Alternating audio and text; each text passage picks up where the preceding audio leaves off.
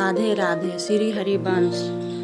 आइए आज हम परिवर्तनीय एकादशी के बारे में जानते हैं। परिवर्तनीय एकादशी 3 सितंबर दिन बुधवार को सुबह 3:53 पर शुरू होगी और 4 सितंबर दिन गुरुवार को 4:21 पर समापन होगा। तो उदया तिथि को मानकर एकादशी 3 सितंबर को रखा जाएगा और पारण अगले दिन बावन द्वादशी पर होगा। जो भी व्यक्ति इस एकादशी के दिन व्रत रखता है वह सभी पापों से मुक्त हो जाता है और भक्तिमय जीवन यापन करता है। परिवर्तनीय एकादशी हिंदू धर्म का एक महत्वपूर्ण व्रत है। परिवर्तनीय एकादशी को हम जलझूलनी एकादशी भी कहते हैं, क्योंकि इस दिन भगवान विष्णु अपनी योग निद्रा में करवट लेते हैं।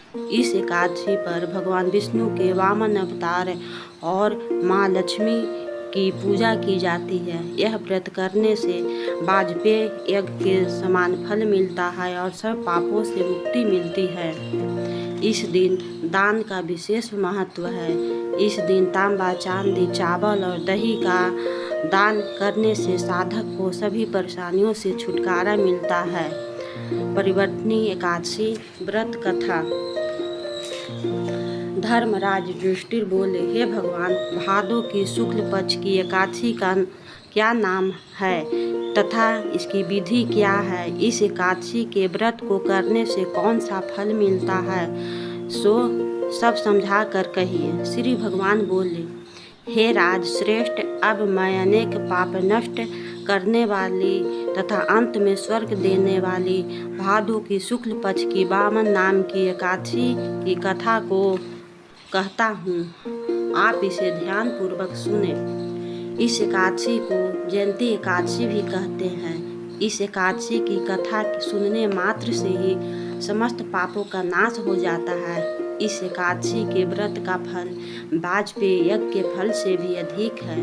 इस जयंती एकादशी की कथा से नीच पापियों का उद्धार हो जाता है। यदि कोई धर्मपरायण मनुष्य एकादशी के दिन मेरी पूजा करता है तो मैं उसको संसार की पूजा का फल दे देता हूँ। जो मनुष्य मेरी पूजा करता है उसे मेरे लोक की प्राप्ति होती है, इससे किंचित मात्र भी संदेह नहीं है। जो मनुष्य इस एकादशी के दिन श्री वामन भगवान की पूजा करता है वह तीनों देवताओं अर्थात ब्रह्मा, विष्णु, महेश की पूजा करता है। जो व्यक्ति इस एकादशी का व्रत करते हैं इसे संसार में कुछ भी करना शेष नहीं रहता।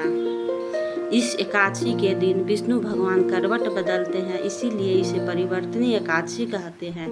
इस पर युधिष्ठिर जी बोले, हे भगवान, आपके वचनों को सुनकर मुझे महान संदेह हो रहा है कि आप किस प्रकार सोते तथा करवट बदलते हैं। अपने बलि को क्यों बांधा और वामन रूप धारण करके क्यों लीलाएं की? चतुर्मास व्रत की विधि क्या है तथा आपके शयन करने पर मनुष्य का क्या कर्तव्य है, सो सब विस्तार पूर्वक कहिए। श्री भगवान बोले, हे राजन, अब आप पापों को नष्ट करने वाली कथा को श्रवण करो। त्रेता युग में बलि नाम का एक दानव था। वह अत्यंत भक्त, दानी, सत्यवादी तथा ब्राह्मणों की सेवा करने वाला था। वह सदैव यज्ञ, तप आदि किया करता था। वह अपने भक्ति के प्रभाव से इंद्र के स्थान पर राज करने लगा। इंद्र तथा अन्य देवता इस बात को सहन न कर सके और भगवान के पास जाकर प्रार्थना करने लगे। अंत में भगवान ने वामन रूप धारण किया। मैंने भगवान तेजस्वी ब्राह्मण बालक के रूप में राजा बलि को जीता। इस पर राजा युधिष्ठिर बोले कि हे जनार्दन, आपने वामन रूप धारण करके उस बलि को किस प्रकार जीता, सो सब विस्तार पूर्वक बताइए। श्री भगवान बोले कि हे राजन, मैंने वामन का रूप धारण करके राजा बलि से याचना की कि हे राजन, तुम मुझे 3 पैर भूमि दे दो, इससे तुम्हारे लिए 3 लोक दान का फल प्राप्त होगा। राजा बलि ने इस छोटी सी याचना को स्वीकार कर लिया और भूमि देने को तैयार हो गया। तब मैंने अपने आकार को बढ़ाया और भूलोक से पैर, भुवन लोक से जंघा, स्वर्ग लोक से कमर, महालोक में पेट, जन्म लोक में हृदय, तप लोक में कंठ और सत्य लोक में मुख रखकर अपने सिर को ऊंचा उठा लिया। उस समय सूर्य, नक्षत्र, इंद्र तथा अन्य देवता मेरी स्तुति करने लगे। उस समय मैंने राजा बलि को पकड़ा और पूछा कि हे राजन, अब मैं तीसरा पैर कहाँ रखूं? इतना सुनकर राजा बलि ने अपना सिर नीचा कर लिया। उस सिर पर मैंने अपना तीसरा पैर रखा और वह भक्त दानव पाताल को चला गया।